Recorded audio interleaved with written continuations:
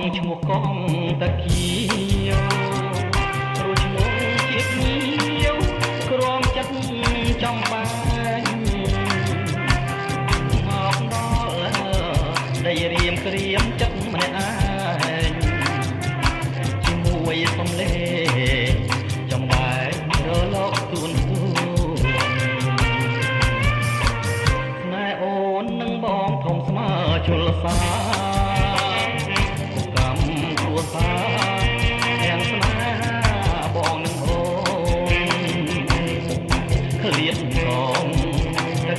ឃ្លាតមកតែខ្លួនឃើញកងទុកទួនមិនចង់ឃ្លានគ្នាបើកងនៅឆ្ងាយកណ្ដាលសមុទ្របងមិនទៅស្លុតត្រង់ទឹកនេត្រានាងនៅ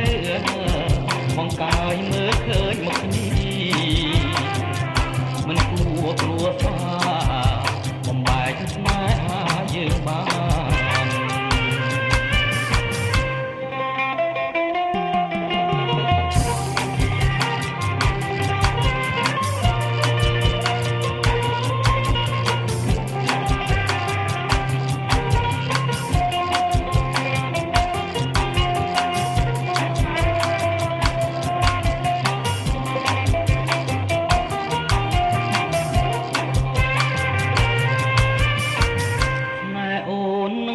ធំស្មើជលសា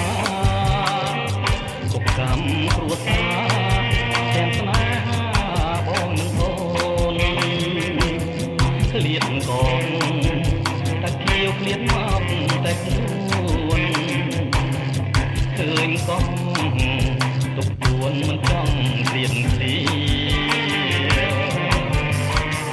បើកងនៅឆ្ងាយកណ្ដាលសមុទ្របងមិនសូវស្លុតត្រង់ទឹកនេត្រា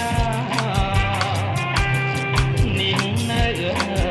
បងកាយមើលឃើញមុខគ្នា